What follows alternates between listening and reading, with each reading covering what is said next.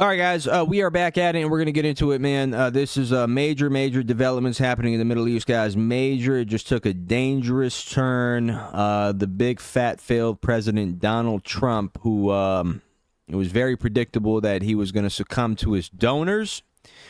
And truth be told, he has succumbed to his donors, guys, and he will be essentially intervening in the situation going on in the Middle East.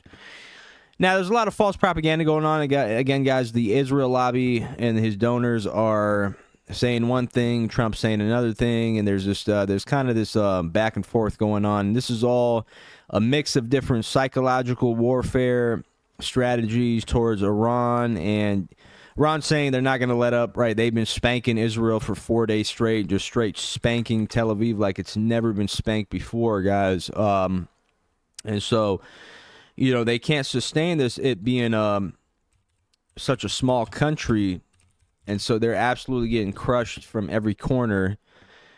And so the elite financial class, let's say, in the military-industrial complex is pushing for Trump to essentially join the war.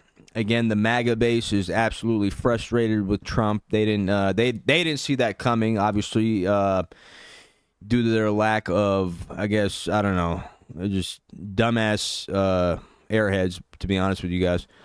And so now it looks like Trump is officially succumbing. So he's at a G7 meeting, and he's evacuating early. So breaking Trump orders NSC to prepare in Situation Room. President Trump reportedly directed the National Security Council to remain on standby in the White House Situation Room once a full situation report immediately upon his return from the G7 summit tonight. The order underscores the gravity of the escalating Israel-Iran conflict that has forced Trump to cut short his international trip as the situation enters its fourth day with mounting casualties on both sides. With Israeli airstrikes decimating Iran's leadership structure and Tehran's retaliatory capability still active, the Situation Room directive signals potential immediate. Again, this is from Mario Naufal, who's a major Zionist. He's a clown who's been false reporting for like the past 4 days. These guys are absolutely like, they're panicking because the amount of spanking they've been taking these 4 days, guys. They know that their entity's slowly declining, and there's not much more time until people are jumping on yachts and ships going to Cyprus and Jordan and shit. I mean, like, there's no way these people are going to sustain being under constant bombardment. And the Israelis are actually banning anyone from leaving the country, which is another interesting thing. They banned both Israel and American citizens. So American citizens can't leave the country. Israelis are trapped. A lot of people in that region are trapped, guys. So then Trump releases on his Truth Social. Again, this guy's we're just going to say he's a buffoon, man. He's like a low IQ moron. Iran should have signed the deal. I told him to sign. What a shame and a waste of human life. Simply stated, Iran cannot have a nuclear weapon. I've said it over and over again. Everyone should immediately evacuate Iran. Again, we don't know where Trump's coming from because he'll start saying like provocative messages like that, and then he backtracks and says, "Oh, you just signed a deal. Let's end this conflict."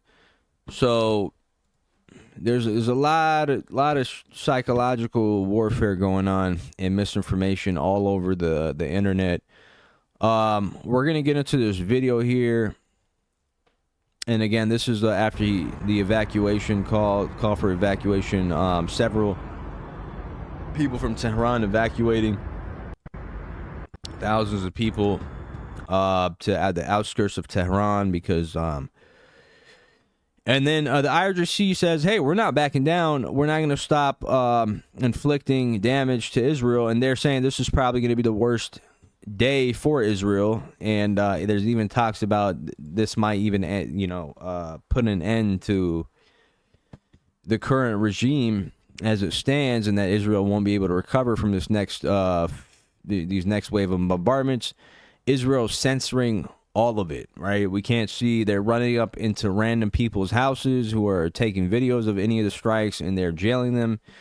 So the IRGC releases what seems to be a map of how many bases America has, right? Because they're obviously, you know, America's not imperialistic, right? These people have bases in 500 different places all over the world. And so look at how many troops are vulnerable to these air defenses. And by the way, like, you're talking about Israel, which has the Iron Sling, the David Sling, the Iron Dome, the Arrow, the THAAD. All that shit is active, and none of these missiles are being intercepted by Iran. Like, literally 90% of them are getting through, and they're hitting precise targets.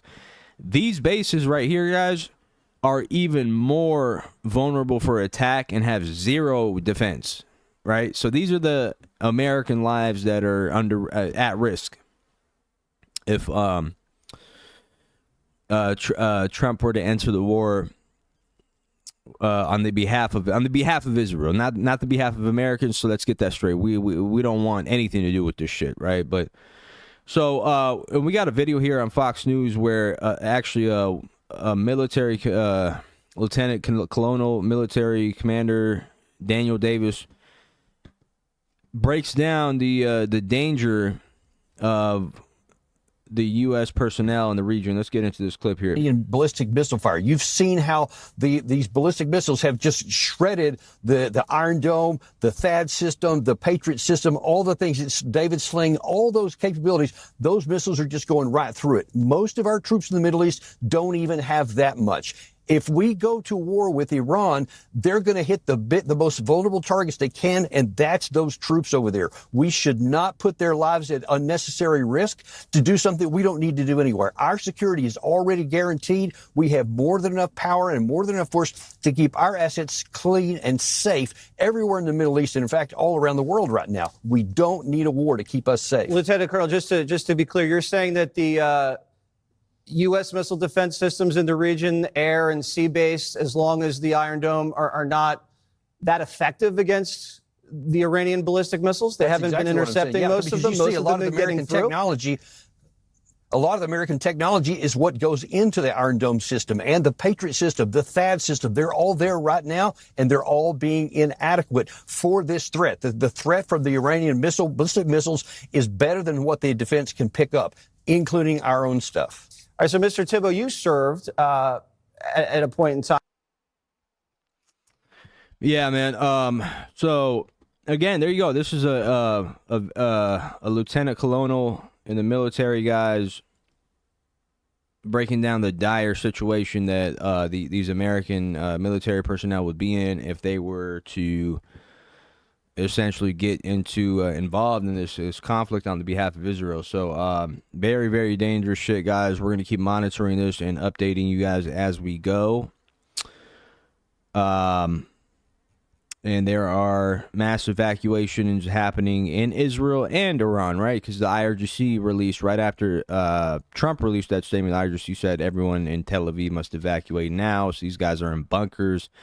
They've been in there for hours. Israel's not letting them leave. I mean, these guys are swimming to Cyprus, I'm hearing. Like, they're jumping on random ships. And so it's about to get ugly, guys.